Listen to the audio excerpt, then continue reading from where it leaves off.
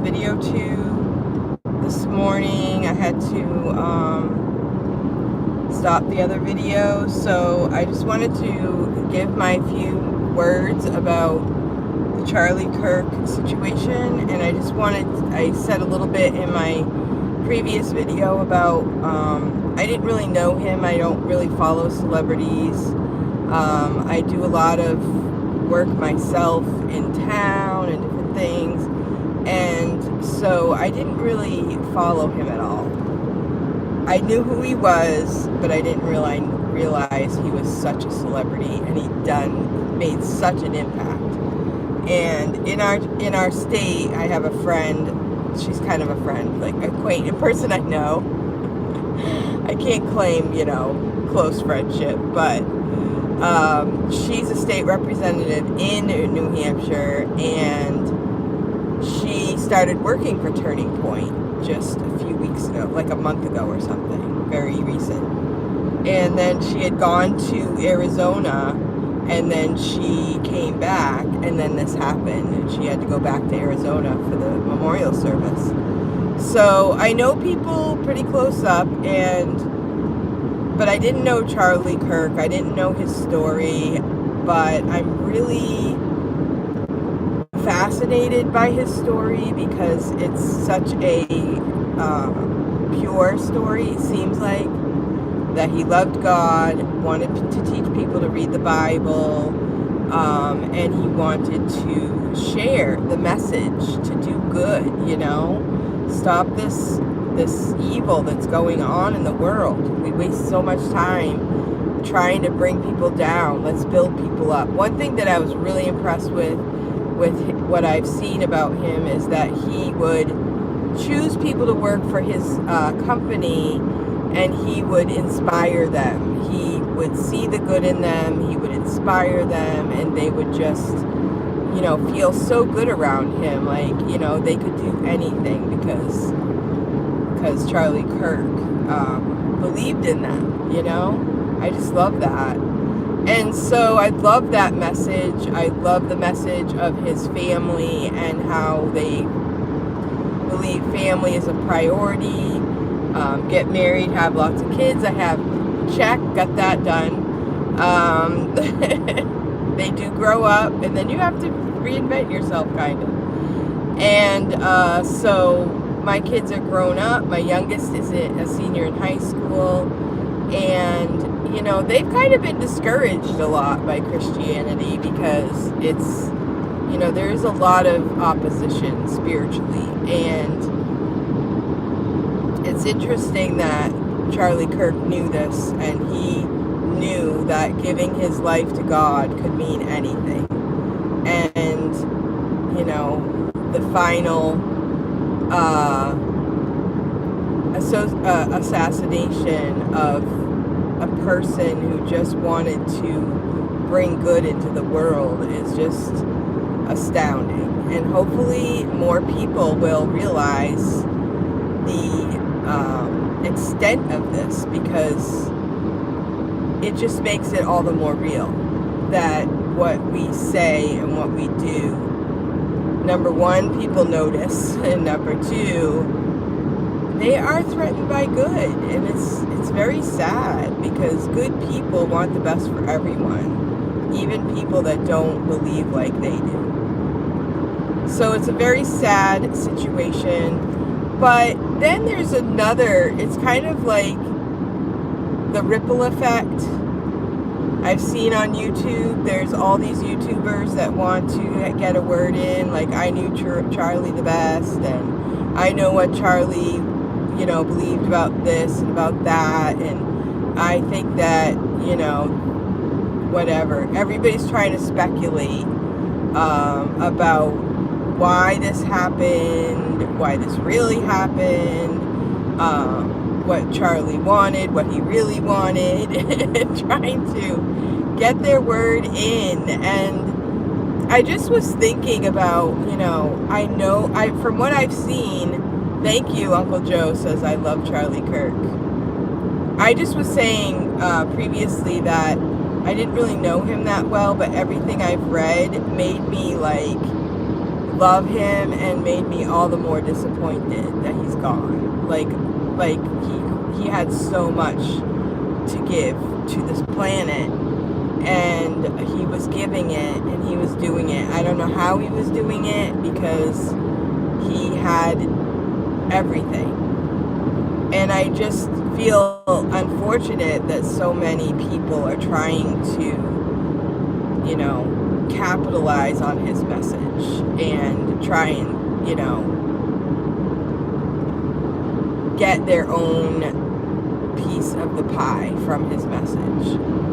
But I think his message was very clear, that he wants people to love God, read your Bible, and I believe, this is what I wanted to say on this video. I do want revival. I want pure revival, real revival, revival that changes people.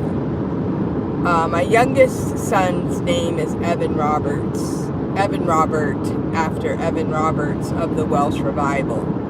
And during that time, Evan Roberts, he was a young man. From a very young age, he prayed and prayed and prayed that God would do a work, that God would bring revival to Wales, you know, to the world eventually. But in his world, he prayed. And you read the story, he was a young man and he prayed. He didn't have much. He would take his Bible, he would go out, he would pray. And then when he got older, he had to go work in a coal mine. And he would go to the coal mine, he would come home, read his Bible, and pray. And the story is that he read his Bible, prayed so much. And when he was a young man, I believe around 18 or so, which in those days you were working many years in the field, and you would come home exhausted, and he would pull his Bible out and pray, and he prayed for revival. And the story is that there was revival. Revival broke out. People, you know, gave their hearts to God. And what did it do? It changed their language. They no longer were swearing. They were no longer yelling at their donkeys. They were no longer, you know, abusing their wives. They weren't even going to the liquor stores, okay, people? They weren't going to the liquor stores. The liquor stores were closing down. And so it changed everything. And it spread all over the world. My husband, we were trying to name our 13th child, and he came out with the name Evan Robert. And I was like, where did you come up with that name? And so he said, you know, he's an evangelist. Look it up. So I looked it up. And I said, that's a good name. And let me tell you something, okay? This is the only kid out of 13 that we named ahead of time. And this child was named Evan Robert. And he was named after Evan Roberts of the Welsh Revival. He was born by a C-section, because I went into the doctor, I was due any day, and he said, did you know this baby's breech? And I said, no, I did not. That might explain the weird feelings I'm having. And the doctor said, I think we should do a C-section. We shouldn't, you know, it's your 13th child. You know, we shouldn't try to, you know, test fate, I guess. And so he said, tomorrow you're going to have a C-section. Go home, get your stuff together. And we had it scheduled. Okay, so I didn't even think about what day it was. I just said, okay, let's do it. So when I started filling out the paperwork for my son, who was named Evan Robert, you know, you fill out name, date. Evan Robert, 12/11/07. And the exact time of his birth by C-section was 1:11 p.m. He weighed 6'5", added together is the number 11. So I was like, oh my gosh, like I'm not a big number person, but it was amazing. So I wanted rebate. Thank you so much. You don't have to come to my video. So I have always prayed for revival, and the revival in Evan Roberts' day wasn't just, everybody gathering together. It was actual change of lives. It was like God's love coming down and making people better, and making people happy, making people, having the joy of the Lord, uniting families, everything. So, yeah, so I just wanted to, say that I hope that's what happens. I hope we have revival. I hope that people really come to the Lord, and that He changes hearts, and that we're able to see great things happen. And I guess I am a little bit, I don't know if that's what's going to happen. I've seen a lot of different things that people have surmised is happening. Only God knows what the future is going to hold. But it's a sad time, but it is a good time for people to, get back to what their priorities are. I can't really read the comments, so if you're doing anything negative, just move on. There are plenty other people making videos. And so that's how things are. And so I thank you for coming to the video. Thank you for the thumbs up. And I do hope that good things happen. I work at a Christian school, and when I hear of things that are happening at the public schools, it's very sad, because kids are out of control. Education is just suffering. We're just spending so much time on things that aren't true education. We need to get back to reading, writing, and arithmetic. And so we need to get kids to be serious about their education. And I think that would also help a lot of the emotional problems that kids are having, because they need to focus on good things. When we don't focus on good things, there's all kinds of negative things that come. So anyway, my name's Cindy. It's New Hampshire. It's a cloudy day, which for today is actually not a bad thing, because we need rain. We need rain, we need moisture, and we need revival. So I'm headed off to school, and I'm, kind of glad about it. This week is the fair, so I'm going to be entering my